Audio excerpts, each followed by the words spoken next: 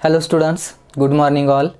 आपण current electricity या टॉपिकमध्ये आत्तापर्यंत जेवढे काही पॉईंट्स डिस्कस केलेले आहेत त्यामध्ये electric current, drift velocity of electrons, Ohm's law means the relation between potential difference and current, resistance, resistivity, conductivity, त्यानंतर टेम्परेचर डिपेंडन्स ऑफ रेजिस्टन्स ज्यामध्ये आपल्याला टेम्परेचर कोएफिशियंट ऑफ रेजिस्टन्स हा पॅरामीटर मिळाला होता.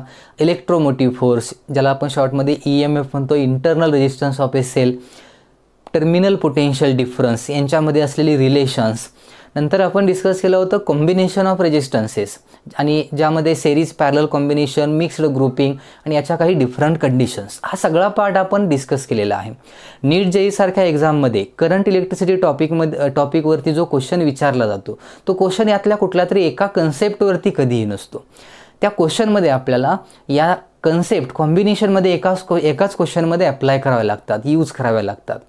आणि मग आपण आता इथून पुढे आणखी जसं नवीन कन्सेप्ट या टॉपिकमधल्या डिस्कस करत जाऊ तसे आणखी क्वेश्चन आपल्याला सॉल्व्ह होतील, त्या कंडिशन्स लक्षात येतील. ओके, आजच्या लेक्चरमध्ये आत्तापर्यंत आपण जेवढा पार्ट डिस्कस केला आहे पर्टिक्युलरली त्यामधला resistance, resistivity, combination of resistance हा जो पार्ट आहे याच्याशी रिलेटेड काही कंडिशन्स आपण डिस्कस करणार आहोत, ज्या कंडिशन आपल्याला नीट JEE एक्झामसाठी इम्पॉर्टंट कंडिशन असतील. या कंडिशन मी एक्झाम्पल थ्रूच डिस्कस करणार आहोत, ज्यातून आपल्याला काहीतरी नवीन थेरॉटिकल पार्ट स्टडी करायला मिळतो. तो न्यू कन्सेप्ट, ती जी थेरॉटिकल कन्सेप्ट आहे ती लक्षात ठेवायची आहे तुम्हाला, ज्याला तुम्हाला नंतर दुसऱ्या एखाद्या क्वेश्चनमध्ये अप्लाय करता येईल. Okay, so I write here first condition, 2 wires of equal diameters of resistivities ρ1 and ρ2 and lengths L1 and L2 are joined in series. The equivalent resistivity of the combination is. इथं आपल्याला एक combination दिलेलं आहे. कशाचं combination आहे? We have 2 wires. Okay, so for 2 wires which parameter is equal diameters म्हणजे radius. Suppose this is a first wire of length L1. ह्या वायरची लेंथ गिवन किती दिले? L1 and suppose it's cross sectional area will be A. Diameter same आहे म्हणजे दोघांचा cross sectional area same असेल. And this is second wire. Second wire has same cross sectional area. Diameter same आहे म्हणजे दोघांचा cross sectional एरियाही कसा असणार आहे? सेमच असणार आहे. So both wire has same cross sectional area but the length of second wire is L2. Resistivity of first wire is ρ1 and resistivity of second wire is ρ2.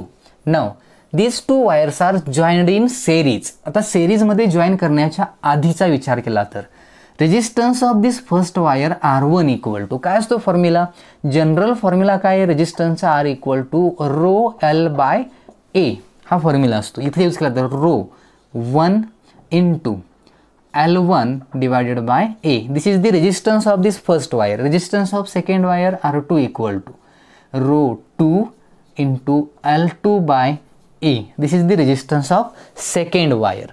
Now we combined these 2 wires in series. या 2 वायर्सना आपण सेरीजमध्ये काय केलंय? Combine केलंय. म्हणजे काय केलंय तर याच्याच पुढे ही वायर अशी आपण कनेक्ट केली. हे झालं सेरीज कॉम्बिनेशन. आता ही लेंथ किती होती? L1. ही लेंथ किती आहे? L2. आता आपण असं कन्सिडर करणार आहे की ही एक कंबाईंड सिंगल वायर आहे ज्याची लेंथ असणार आहे आता L1 प्लस L2. आता ह्या सिंगल वायरची लेंथ काय झाली? L1 plus L2. Now what is the cross sectional area of this combined wire? याचा एरिया काय असेल तर याचाही एरिया Aच असणार आहे. तो काय A म्हणून काय डबल होणार नाही. एरिया म्हणजे थिकनेस असते त्याची, क्रॉस सेक्शनल एरिया म्हणजे वायरची थिकनेस असते. So the cross sectional wire area of this combined wire is also A. And now the effective resistance of this wire will be R equivalent. असं consider केलं मी. या वायरचा इफेक्टिव्ह रेजिस्टन्स किती आहे? R equivalent. हे दोन्ही कसे कनेक्ट केलेत आपण? सेरीजमध्ये. So according to the series formula this effective resistance should be equal to R1 plus R2. याच्या व्हॅल्यू काय पाहिजेत? R1 प्लस R2 किंवा हे आपण नंतर बघूया. इफेक्टिव्ह आता ह्या कंबाइंड वायरचा रेजिस्टन्स किती आहे? R इक्विव्हॅलंट मी लिहिले. तर या फॉर्म्युलाचा बेसिक यूज केला तर रो लिहिलं तर मी रो इक्विव्हॅलंट लिहावं लागेल. याचा अर्थ याची व्हॅल्यू रेजिस्टिव्हिटीची ρ1 आहे, याची ρ2 आहे. मग या कंप्लीट वायरची रेजिस्टिव्हिटी किती असं विचारले. मग त्याला आपण असं कन्सिडर करूया की ती रेजिस्टिव्हिटी किती आहे? रो इक्विव्हॅलंट एवढी आहे इंटू रो इंटू L. वायरची length this will B L1 plus L2 divide by A. आता आर इक्विव्हॅलंटचा फॉर्म्युला आपल्याला माहिती आहे. काय घेऊ शकतो आपण, इक्विव्हॅलंट रेजिस्टन्स इक्वल टू, सिरीजमध्ये आहेत म्हणजे दोघांच्या रेजिस्टन्सची काय होईल, ॲडिशन होईल. So this will B R1 + R2, ह्या दोघांची ॲडिशन केली तर काय येईल फॉर्म्युला, ρ1 L1/A प्लस ρ2 L2/A. आता या दोघांमधून A कॉमन मिळेल आपल्याला, A कॉमन मिळेल. इथं आर इक्विव्हॅलंटची व्हॅल्यू ही माहीत आहे आपल्याला. या जर व्हॅल्यूज पुट केल्या आपण तर कशा आन्सर काय येईल बघा, rho equivalent into L1 + L2 upon A equal to, इथं 1/A कॉमन मिळेल, ब्रॅकेटमध्ये राहील ρ1 L1 प्लस ρ2 L2. आता हे A आणि हे A कॅन्सल होईल आणि मग रो इक्विव्हॅलंट इक्वल टू, जर फॉर्म्युला लिहिला तयार केला आपण तर काय होईल बघा, A कॅन्सल होईल, remaining term will be ρ1 L1 plus ρ2 L2 divided by L1 plus L2. So this is the formula for resistivity of the combination. या कंबाइंड वायरची ही काय झाली, रेजिस्टिव्हिटी आहे. म्हणजे या फॉर्म्युलाचा यूज करून तुम्ही ती कॅल्क्युलेट करू शकताय. लक्षात आलं कशी कॅल्क्युलेट करायची रेजिस्टिव्हिटी. जर अशी एखादी कंडिशन आली क्वेश्चनमध्ये, वायरला जॉईंट केलं तर इक्विव्हॅलंट रेजिस्टिव्हिटी या कन्सेप्टचा यूज करून तुम्ही फाइंड आउट करू शकताय. यामध्ये एरिया सेम नसता तर मग A1 A2 घेऊन त्याला परत फक्त फॉर्म्युला मोठा झाला असता, एवढंच झालं असतं. एरिया सेम मॅक्झिमम क्वेश्चनमध्ये दिलेला असतो म्हणून मी ही कंडिशन घेतली. काही क्वेश्चनमध्ये आयडेंटिकल वायर्स दिलेल्या असतात म्हणजे दोघांची लेंथही सेमच आहे. जर दोघांची लेंथ सेम असती, एरियाही सेम असता तर मग काय कंडिशन असते, लेंथ जर सेम असेल तर कंडिशन बघा कशी येते, रो इक्विव्हॅलंट इक्वल टू, हाच फॉर्म्युला. L कॉमन आहे, कॉमन घेऊ शकतोय आपण, ब्रॅकेटमध्ये काही राहील ρ1 plus ρ2 upon L plus L 2L आलं असतं आणि मग L कॅन्सल झाल्यामुळं ρ1 प्लस ρ2 डिवायडेड बाय 2 म्हणजे ॲव्हरेज घेतल्यासारखा हा फॉर्म्युला आहे. दोघांचे ॲडिशन डिवायडेड बाय 2 वायर्स आहेत म्हणून ॲव्हरेज काढल्यासारखं हाही फॉर्म्युला लक्षात ठेवू शकता. When the length or the we can say that the dimension of this wire identical डायमेन्शनच्या वायर असतील, लेंथ सेम एरिया सेम, तर हा फॉर्म्युला यूज करू शकताय म्हणजे तुम्ही ॲव्हरेज काढू शकताय. या टाईपमध्ये रेजिस्टिव्हिटी इक्विव्हॅलंट कॅल्क्युलेट करायची असेल तर फॉर्म्युला कसा यूज करायचा लक्षात ठेवा. याच्यावरतीच डिपेंड. जर तुम्हाला फाइंड आउट करायची असती कंडक्टिव्हिटी, म्हणजे इथं मी सपोज ρ1 आणि ρ2 याच्याऐवजी असं लिहिलं σ1 and σ2. What is sigma is the conductivity of wire. आता कंडक्टिव्हिटी जर कॅल्क्युलेट करायची असती तर काय करावं लागलं असतं आणि क्वेश्चन असा आहे की find equivalent conductivity of the combination, असा क्वेश्चन आहे. Find equivalent conductivity of the combination. आता या फॉर्म्युल्याला कन्वर्ट करायचं असेल तर रेजिस्टिव्हिटी आणि कंडक्टिव्हिटीमध्ये काय relation, sigma is nothing but 1/ρ और we can say that ρ is equal to 1/σ. कंडक्टिव्हिटीचा फॉर्म्युला माहीत होता आपल्याला. So here we can write, suppose याची कंडक्टिव्हिटी आहे σ1, the conductivity of second wire will be σ2. So we can write here 1/σ1 1/σ2. आणि मग तुमच्या लक्षात आलं असेल काय चेंजेस होत जातील. इथं काय येणार 1/σ इक्विव्हॅलंट आणि मग हे फॉर्म्युला यूज करू शकताय. ॲडिशन तर दोघांच्या ह्याचीच होणार R1 प्लस R2. फक्त चेंज काय होईल इथं, this will be becomes 1/σ1 or we can write this as L1 divided by σ1A.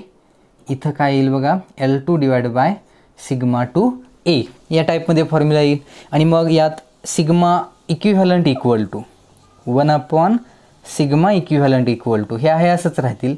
इथं फॉर्म्युला घेतला तर L1/σ1, इथं बघा फॉर्म्युला काय येईल L1/σ1 इक्वल टू L2/σ2 असा फॉर्म्युला येईल इथं. बरोबर आहे. सॉरी थोडा लाईट प्रॉब्लेम आहे. नाव सी, इथं आपण या स्टेपला होतो. ओके, आता यामध्ये इक्विव्हॅलंट कंडक्टिव्हिटी आपल्याला फाइंड आउट करताना इक्विव्हॅलंट कंडक्टिव्हिटी इक्वल टू हा जर फॉर्म्युला घ्यायचा असेल तर इथं काय होईल बघा. याच्या अगोदर काय करूया आपण, ॲडिशन करूया. ॲडिशन केले तर काय येईल हा formula 1/A into σ2L1 σ1L2 divide by σ1 σ2. Okay, हा फॉर्म्युला आला आणि इथं डिवाइड बाय A हे आहे याला. इथलं ए कॅन्सल होईल, हे तर फिक्स आहे. So we can write this as, हा फॉर्म्युला मी परत रिपीट येतो.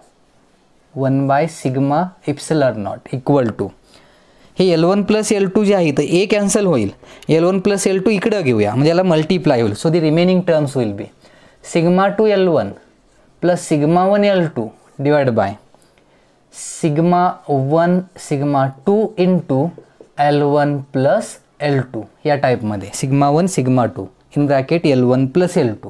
आता ह्या ज्या कंडिशन मिळतात आपल्याला याच्यामध्ये 1/σ आहे, मग सिग्मा इक्विव्हॅलंट इक्वल टू जर फॉर्म्युला कन्वर्ट केला तर हा फॉर्म्युला असा येईल σ1 σ2 L1 + L2 divide by σ2L1 + σ1 L2.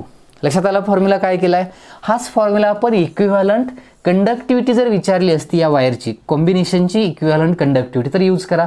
यात परत तीच कंडिशन सांगतो मी की जर दोन्ही वायरची लेंथ सेमच दिली असती, if the length of both wire is same then L + L 2L.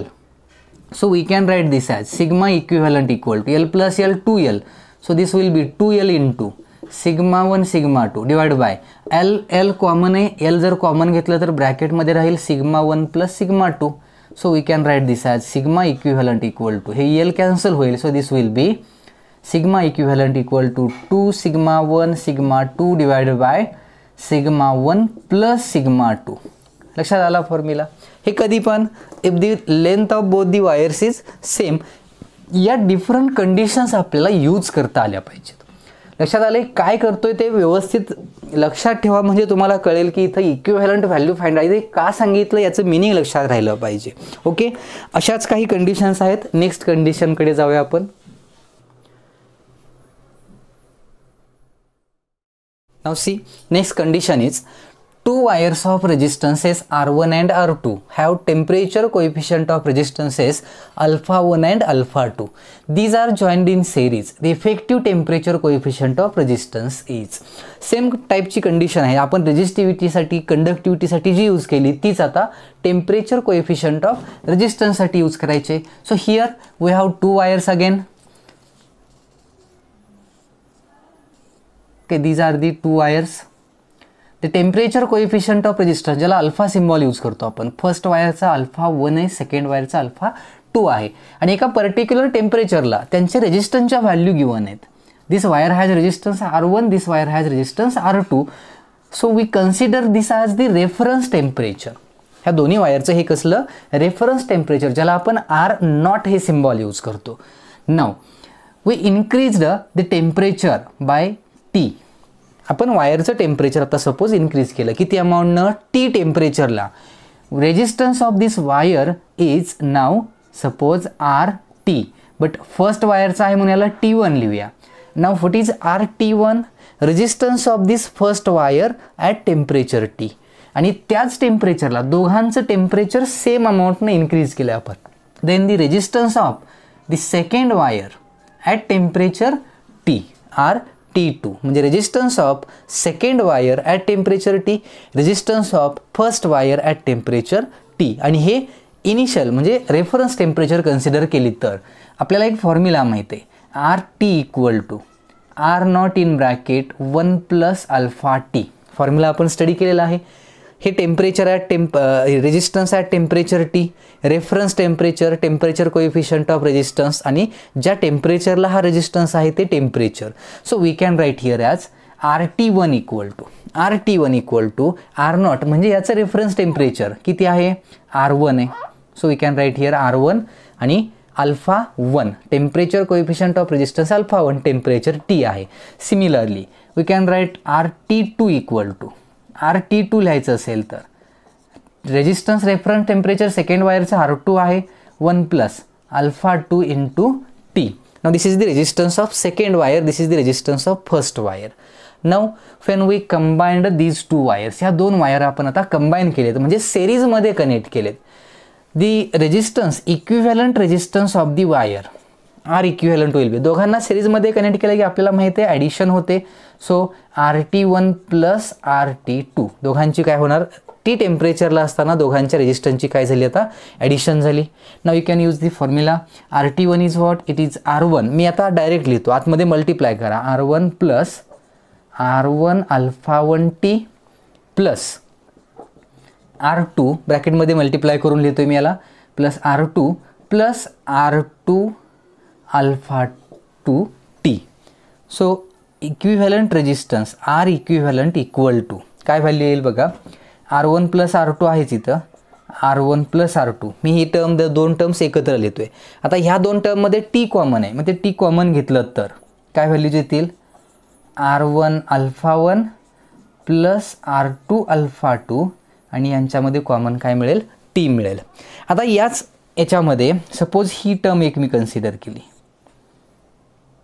He term okay, आणि ही दुसरी टर्म, दोनच टर्म आहेत असं इक्वेशनमध्ये कन्सिडर केलं, दोन ब्रॅकेट.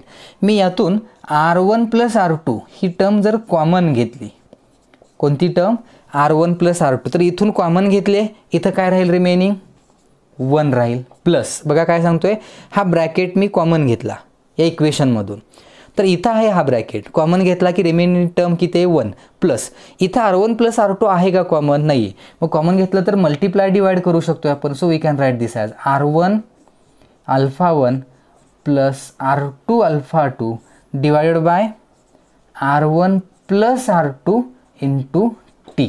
या टर्मला इंटू काय होतं, T ही होतं इथं. Now we can complete this bracket. म्हणजे इथं एक ॲडजस्टमेंट आहे. काय केलं आहे आपण, यातून R1 प्लस R2 ही टर्म कन्सिडर केले ब्रॅकेटच्या बाहेर, म्हणजे कॉमन. तर मग इथली कॉमन टर्म घेतले, 1 राहिलं या ब्रॅकेटच्या ठिकाणी, आणि या ब्रॅकेटमध्ये R1 प्लस R2 नव्हती म्हणून मल्टिप्लाय डिवाइड कंडिशन यूज केली, इंटू T यूज केलं.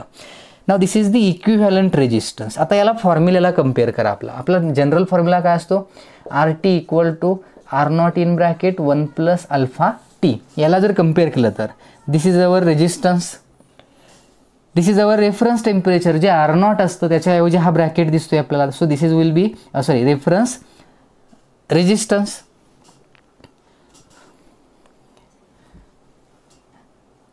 नाव इथं सांगायचं राहिलं की R0चं मिनिंग काय होतं, रेजिस्टन्स ॲट रेफरन्स टेम्परेचर, ज्याचं मिनिंग आपण यूज केलेलं आहे, लक्षात असेल तुमच्या. Now this will be this bracket. We can consider this bracket. आता हे इक्वेशन आणि याला कम्पेअर करा. रेजिस्टन्स, रेफरन्स रेजिस्टन्स 1, T आहे. सो हे अल्फाचं मिनिंग म्हणजे हा ब्रॅकेट झाला.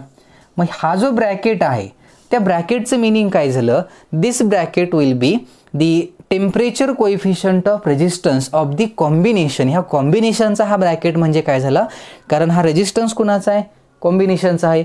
मग हा ब्रॅकेट म्हणजे अल्फाच झालं, अल्फाला इक्विव्हॅलंट हा ब्रॅकेट आहे. So we can write this as alpha equivalent equal to काय इक्वेशन येईल बघा, R1 alpha 1 plus R2 alpha 2 divided by R1 plus R2. So we can use this formula to find the temperature coefficient of combination. ह्या कॉम्बिनेशनचा effective temperature coefficient of resistance जर विचारला तर हा formula तुम्ही डिरेक्टली यूज करू शकताय.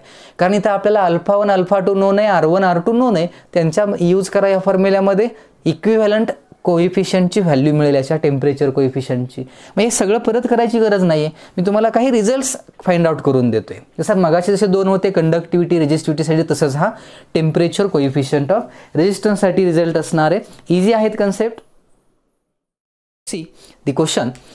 In an aluminum bar of square cross section, a square hole is drilled and is filled with iron Fe as shown. The resistivities of aluminum and iron are 2.7 into 10 to the power minus 8 ohm meter and 10 to the power minus 7 ohm meter. The electrical resistance between the two faces P and Q of the composite bar is JEE Advanced मध्ये एका इयरला विचारलेला question आहे. In this question we have a aluminium square bar. आता इथं actually square बार म्हणजे ही side square आहे त्याची, आणि असा एक बार आहे, एक ॲल्युमिनियम बार आहे ज्याला 3 डायमेन्शनल बार आहे, लेंथ विड्थ हाईट सगळे पॅरामीटर्स आहेत. अशा या बारला काय केलं आहे तर याच्यामध्ये एक स्क्वेअर होल ड्रिल केला आहे. म्हणजे काय केलं तर याच्या आतमध्ये असा बार दिसतोय आपल्याला, सॉलिड बार आहे, याच्या आतमध्ये एक स्क्वेअर होल ड्रिल केलं आहे. म्हणजे सपोज एवढा पार्ट, हा पोर्शन ओके, हा ड्रिल केला आणि हा पूर्ण असा इथून आतमध्ये इथपर्यंत ड्रिल केला आहे या टाईपमध्ये. असं काय केलं, याला इथं आपण ड्रिल केलं आहे. हा पूर्ण पोर्शन आतमध्ये ड्रिल केला आहे, म्हणजे एवढा जो पार्ट आहे हा आतून असा काढून टाकला आहे, म्हणजे हॉलो पार्ट तयार केला आहे. बाकी साईडला इथं ॲल्युमिनियम आहेच, हा जो पोर्शन आहे इथं ॲल्युमिनियम आहेच, पण हा जो पोर्शन आहे हा काढून टाकला आहे आतला ड्रिल करून, आणि and is filled with iron. म्हणजे इथं हा जो पोर्शन आपण ॲल्युमिनियमचा काढून टाकला त्याच्या आतमध्ये आयर्न यूज केलं आहे, म्हणजे Fe यूज केलं आहे. त्या आतमध्ये असं म्हणा की मेल्ट करून आतमध्ये ओतलं आहे त्याच्या, म्हणजे याच्या आतमध्ये आता असं म्हणूया आपण आतमध्ये एक कोअर तयार झाला आहे. या ॲल्युमिनियम बारच्या आतमध्ये काय आता कोअर तयार झाला आहे, आणि मग यांच्या रेजिस्टिव्हिटीज गिवन आहेत. ॲल्युमिनियम आणि आयर्नची रेजिस्टिव्हिटी गिवन आहे. आपल्याला फाइंड आउट करायचं आहे काय, electrical resistance between the two faces P and Q, या आणि या फेसच्या मध्ये असलेला आपल्याला टोटल रेजिस्टन्स फाइंड आउट करायचा या कंपोजिट बारचा, ज्याच्यामध्ये आता एक मटेरियल नाही तर मटेरियल दोन आहेत. एकच मटेरियल असेल तर रेजिस्टिव्हिटी सेम असते आपल्याला माहिती आहे, पण इथं मटेरियल दोन असल्यामुळे प्रॉब्लेम काय ना, रेजिस्टिव्हिटी कुणाची घ्यायची. तुम्ही म्हणाल की मगासारखं कॉम्बिनेशनची मेथड यूज करता येईल का, नाही, गरज नाही आहे. का तर इथं ॲक्च्युअलमध्ये दोन वेगवेगळ्या मटेरियलच्या वायर आपण कन्सिडर केल्या, तर सपोज एक वायर जी आहे आपली ती आयर्नची असेल या टाईपमध्ये, हा कोअर आहे आपला या रॉडच्या आतमधला, हा आपला कोअर झाला. याचं मटेरियल कोणतं आहे Fe, आणि रिमेनिंग जो आउटर पार्ट आहे या वायरचा, ज्याच्या आतमध्ये असं कन्सिडर करूया की हा आतमध्ये काहीच नाही आहे, हॉलो पार्ट आहे, याचं मटेरियल काय आहे ॲल्युमिनियम. असा एक रॉड आहे इथं आपल्याकडे. अशा टू सेपरेट रॉड कन्सिडर केले तर ते आतमध्ये एक आहे आणि बाहेर एक आहे. So we can consider these two rods in parallel combination. दोघांना रेजिस्टन्स आहे. Fe आतल्या कोअरलाही रेजिस्टन्स आहे, साईडच्या ॲल्युमिनियम बारलाही रेजिस्टन्स आहे. हे दोघं जे आहेत ते सिरीज कन्सिडर करू शकतोय आपण की पॅरलल कन्सिडर करू शकतोय.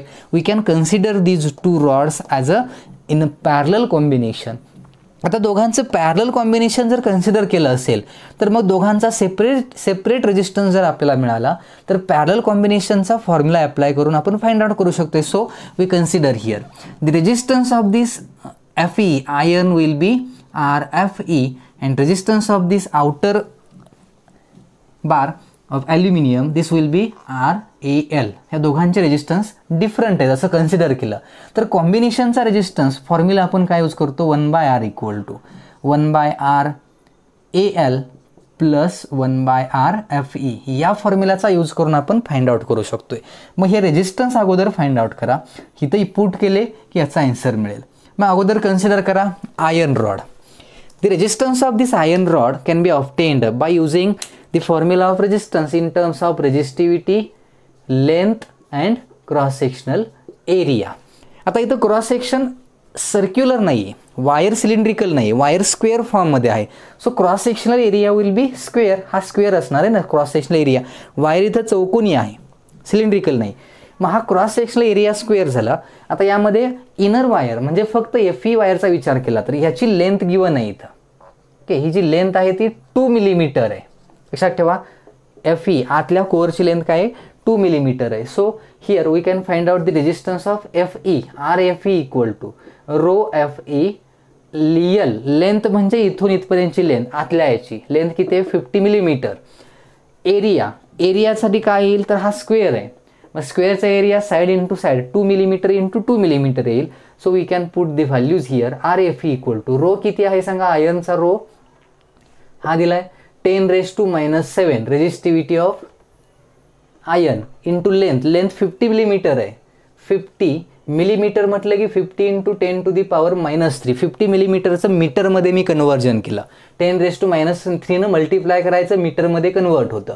Divided by area will B 2 millimetre into 2 millimetre 4 into 10⁻⁻6.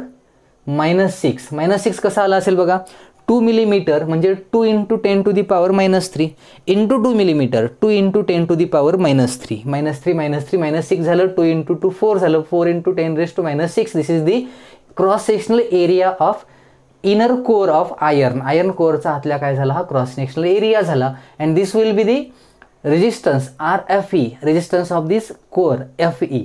Similar when आपण रेजिस्टन्स ऑफ ॲल्युमिनियम फ्रेम म्हणजे रॉड याचा यूज करू शकतोय.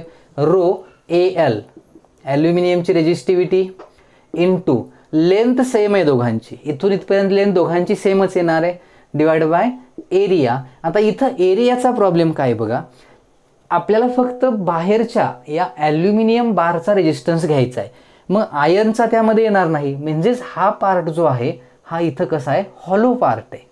हा पार्ट आतमध्ये असेल का, नसणार आहे. मग हा पार्ट जर नसेल तर मग याचा हा हॉलो पार्टचा एरिया कन्सिडर करता येणार नाही. क्रॉस सेक्शनल एरियामध्ये हा पार्ट येणार नाही. म्हणजेच एवढा पोर्शन हा एरिया आपल्याला टोटल एरियामधून कमी करायचा आहे. टोटल एरिया काय असेल, टोटल एरिया इथे येईल आपला 7 × 10⁻³ इंटू 7 × 10⁻³ हा झाला आपला टोटल एरिया. आणि मग यातून किती कमी करायचं आहे आपल्याला, मायनस हा एरिया म्हणजे हा आतला एरिया 4 × 10⁻⁻6. मी तर व्हॅल्यूज पुट करतो. रोची व्हॅल्यू किती आहे बघा, 2.7 × 10⁻⁻8 इंटू लेंथ एवढीच आहे 50 × 10⁻³ डिवाइड बाय आता एरिया अगोदर टोटल एरिया आधी जर घेतला आपण तर हा एरिया असेल तो 7 × 7 49 इंटू 10⁻⁻6 हा कुणाचा एरिया झाला, टोटल एरिया, ह्या स्क्वेअरचा एरिया. त्यातून हा कमी करायचा आहे. So we can subtract this area from this total area and the area of this inner frame will be 4 × 10⁻⁻6. हे 2 × 2 मिलीमीटर इंटू 2 मिलीमीटर 4 मिलीमीटर आणि मग ते मिलीमीटर इंटू मिलीमीटर झाल्यामुळं 10⁻⁻6 होईल. आणि मग this is the resistance of aluminium wire. हा aluminium वायरचा काय झाला, रेजिस्टन्स झाला. आणि मग हे सिम्प्लिफाय करा, याच्या व्हॅल्यूज मिळतील.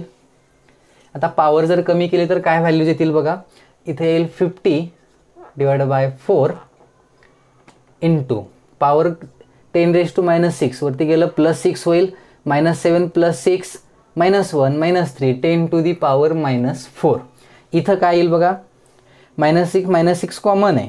मग 49 - 4 45 2.7 × 50 2.7 × 50 डिवाइड बाय हे किती येईल 45 × 10⁻⁻6 आणि इथं पॉवर -8 -3 -11 म्हणजे पॉवर जर कॅन्सल केली तर व्हॅल्यूज काय येतील बघा, -6 वरती गेलं +6 होईल, +6 -5 होईल. सो दिस विल बी 2.7 × 50 × 10⁻⁻5 -6 वरती गेल्यामुळे प्लस होईल, +6 कमी होऊन -5 राहील divide by 45. This is the resistance of aluminium wire. हा रेजिस्टन्स कोणाचा आहे, ॲल्युमिनियम वायर म्हणजे कुणाचा तर बाहेरची वायर, हे आतला कोअर सोडून. आणि फक्त आतल्या कोअरचा कन्सिडर केला रेजिस्टन्स तर तो हा एवढा आहे. आणि मग हा RFE झाला, हा RAL झाला. आणि मग या दोन वायर आपण कन्सिडर करणार आहे पॅरलल कॉम्बिनेशनमध्ये. पॅरलल कॉम्बिनेशनच का, तर इथं एक वायर अशी आहे, एक वायर अशी आहे. मग एक वायर त्याच्या आत असेल काय किंवा बाहेर असेल काय, हे या टाईपमध्ये कॉम्बिनेशन झालं. And this combination will be considered as parallel combination. जर एकाच्या पुढे एक असतील then we said that this is the series combination. हेही लक्षात ठेवा. मग इथं आता ही व्हॅल्यू आणि ही व्हॅल्यू पुट करायची आहे आपल्याला पॅरलल कॉम्बिनेशनच्या फॉर्म्युलामध्ये. RAL म्हणजे कोणती व्हॅल्यू येणार, ही येणार. RFE म्हटलं की ही व्हॅल्यू येणार. आणि मग या दोन व्हॅल्यू पुट करून सॉल्व करा. थोडं कॅल्क्युलेशन कॉम्प्लिकेटेड आहे. तुम्हाला लॉग टेबलचा यूज कसा करायचा हे एकदा जर लक्षात आलं तर ही कॅल्क्युलेशन करता येईल. प्लस जर तुमचं कॅल्क्युलेशन स्ट्रॉंग असेल तर तुम्ही इथंही ते तेवढं कॅल्क्युलेशन करू शकता, तेवढी आकडेमोड करू शकताय. जर तुमचे पाडेपाठ असतील व्यवस्थित तर ते लक्षात येईल. इथं RAL व्हॅल्यू पुट करा, रेसिप्रोकल होईल त्याचा, ही पुट करा, रेसिप्रोकल होईल. आणि मग टोटल या रेजिस्टन्सची व्हॅल्यू जर फाइंड आउट केली तर याचं मी आन्सर सांगतो, फक्त कॅल्क्युलेशन करत नाही, यात खूप वेळ जाईल आपला. याचा आन्सर जे येते this answer will be 1875 divide by 64 × 10⁻⁻6 ohm ही व्हॅल्यू येते. किंवा आणखी एक सांगतो, तुम्ही जर या स्टेपला नाही आला तर दुसरी एखादी स्टेप मिळू शकते तुम्हाला. 150 डिवाइडेड बाय 5.12 इंटू 10⁻⁻6 ओहम. या दोन टाईपमध्ये तुमचं आन्सर याच्या नियरली येऊ शकतं. ओके, अशा टाईपमध्ये जर कंडिशन सांगतोय मी काय करायचं, इथं थोडं कॅल्क्युलेशन जास्त होतं म्हणून जरा अवघड वाटतंय, पण अवघड नाही येते. कॅल्क्युलेशन तुम्हाला परफेक्ट येणारच, फक्त आपण आणखी त्या टाईपचं कॅल्क्युलेशनची प्रॅक्टिस नाही केल्यामुळे थोडा प्रॉब्लेम येत असेल.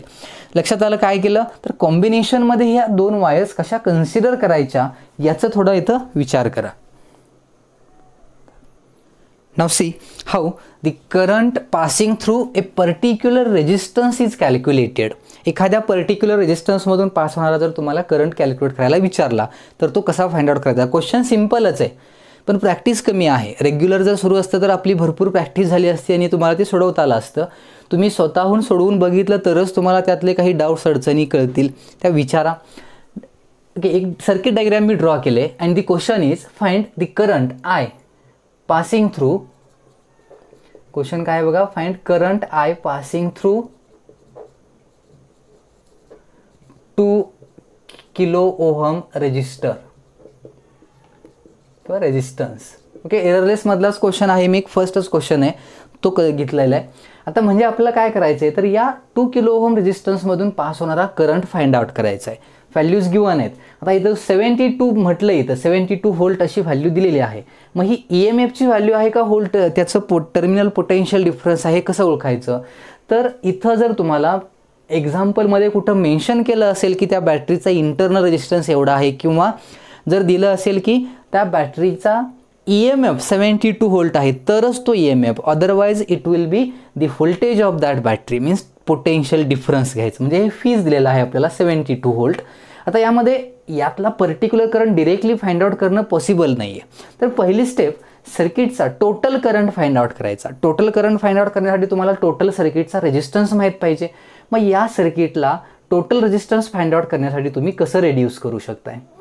सर्किटला रेड्यूस करून टोटल रेजिस्टन्स फाइंड आउट करायचा आहे. So we can start with these 2 resistor. Successive reduction method. these 2 resistors are in series. दोघांचं कॉम्बिनेशन 4+2 6 किलो ओहम असेल आणि मग या 6 किलो ओहमला ह्या दोघांना हा 3 किलो ओहम पॅरललमध्ये कनेक्ट होतो. म्हणजे या दोघांचं काय झालं पॅरलल. म्हणजे आता याला आपण हा थर्ड रेजिस्टन्स आला. 6 kilo ohm 3 kilo ohm 1/6 1/3 means बघा काय येईल 9/18 येईल. रेसिप्रोकल घेतो आपण म्हणजे याची व्हॅल्यू काय येणार 18/9 2 किलो ओहम. कुणाची व्हॅल्यू या 6 किलो म्हणजे दोघांना हा पॅरलल 3 किलो ओहम या सगळ्यांची मिळून व्हॅल्यू काय झाली 2 किलो ओहम. आणि मग या 6ला तो 2 किलो ओहम कसा येणार सिरीजमध्ये येईल. So 6 + 2 kilo ohm 8 kilo ohm. So the total resistance of the circuit is 8 kilo ohm. काय केलं सक्सेसिव्ह रिडक्शन मेथड अप्लाय केली. सर्किटचा टोटल रेजिस्टन्स मिळाला. आता आपल्याला काय करायचं आहे तर या सर्किटमधून पास होणारा टोटल करंट फाइंड आउट करायचा आहे. ओहम्स लॉवरून आपल्याला माहिती आहे I = phi/R. Now phi is given 72, R is given what is R. सर्किटचा टोटल रेजिस्टन्स कन्सिडर केला तर आपण तो 8 किलो ओहम आहे. किलो तसंच ठेवला आपण किंवा ओहम केलं तर 8 × 10⁻³ ohm. 8 kilo ohm means 8000 ohm असतं. याला मी असं लिहिलं इथं 10⁻³ वरती गेलं तर -3 होईल +3चं 72/8 बघा काय येईल 9. ओके 9 × 10⁻³ एम्पियर झालं. याचा अर्थ 9 मिली एम्पियर झाला. This is the total current passing through circuit. म्हणजे कोणता करंट तर या वायरमधला करंट. हा करंट किती हा 9 मिली एम्पियर एवढा करंट आहे. लक्षात आलं. दिस इज 9 मिली एम्पियर करंट. म्हणजे ह्या 6 किलो ओहममधून पास होणारा करंट तुम्हाला मिळाला या पॉईंटला इथपर्यंत. या पॉईंटपर्यंत करंट किती आहे 9 milli ampere. Now when the current 9 milliampere comes at this point then it will get splitted in these 2 wires. या 2 वायरमध्ये स्प्लिट होईल तो. आता 2 वायरमध्ये स्प्लिट झाल्यानंतर इकडं किती करंट जातोय तो आपल्याला फाइंड आउट करायचा आहे. मी एवढं सर्किट इथं ड्रॉ करतो, परत ड्रॉ करतोय. हा पॉईंट आहे आपला 3 किलो ओहम रेजिस्टर आहे. इथं झाला हे पुढचे रेजिस्टर मी असे ड्रॉ करतो. हा 4 किलो ओहम आणि त्याच्या पुढचा हा 2 किलो ओहम आणि याला इथं कनेक्ट केलं. हा 4 हा 2 आणि हा काय आहे 3. कसंही कनेक्ट ह्याला इथं केलं काय इथं केलं कनेक्ट केलं काय सेम कंडिशन आहे. आता यामध्ये टोटल करंट जो आहे इकडून येणारा तो किती आहे आपला इथं 9 मिली एम्पियर आहे. म्हणजे इकडं जाणार आहे की ते 9 मिली एम्पियरच आहे. आणि मग जर आपण असा विचार केला की या तिघांचा मिळून एकच रेजिस्टन्स कन्सिडर केला तर किती असेल रेजिस्टन्स 4 + 2 6 सेरीज आहेत आणि त्या 6ला हा 3 पॅरलल म्हणजे 2 किलो ओहम. हे काय 2 kilo ohm resistance of the combination. ह्या टोटल कॉम्बिनेशनचा रेजिस्टन्स म्हणजे इथून इथपर्यंतचा रेजिस्टन्स. आणि ह्या कॉम्बिनेशनमधून करंट किती पास होतोय 9 मिली एम्पियर.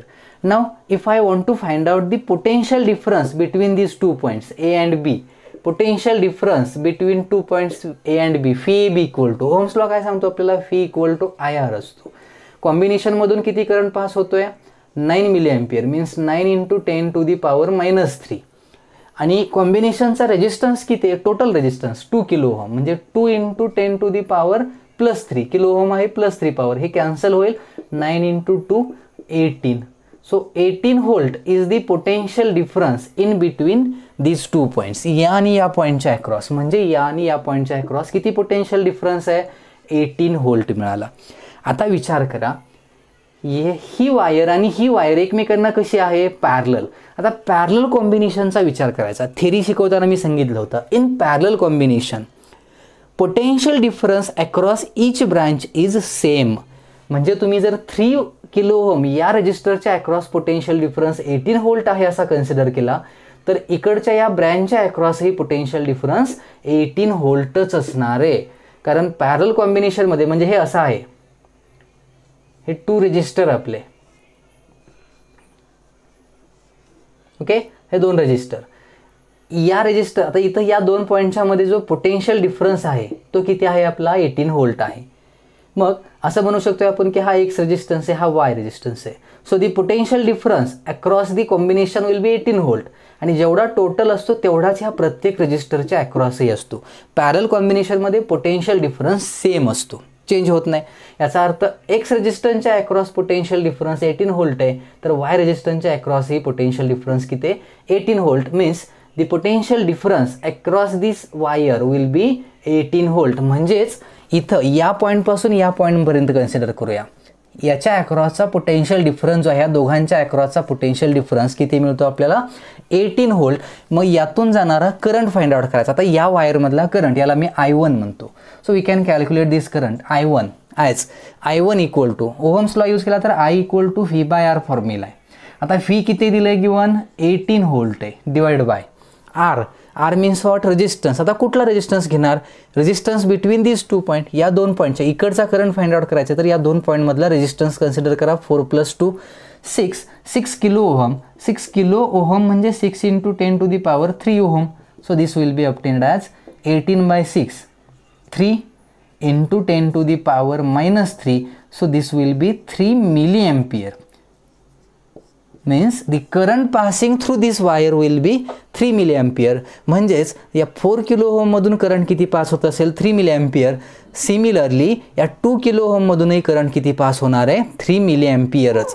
तुम्हाला ओहम्स लॉ आणि सेरीज पॅरलल कॉम्बिनेशनमधल्या ज्या कन्सेप्ट आहेत, मी तुम्हाला त्यावेळी सांगितलं होतं की पोटेन्शियल डिफरन्स, व्होल्टेज, करंट, याच्या ज्या कंडिशन आहेत सेरीज पॅरलल कॉम्बिनेशनमध्ये, काय सेम राहतं, काय चेंज होतं, कसं स्प्लिट होतं, टोटल कसा फाइंड आउट करायचा, या कन्सेप्ट जर कळाल्या असतील तरच अशा टाईपच्या क्वेश्चनमध्ये एखाद्या पर्टिक्युलर रेजिस्टन्समधून पास होणारा करंट हा फाइंड आउट करता येतो. लक्षात आलं, सिंपल कंडिशन होती.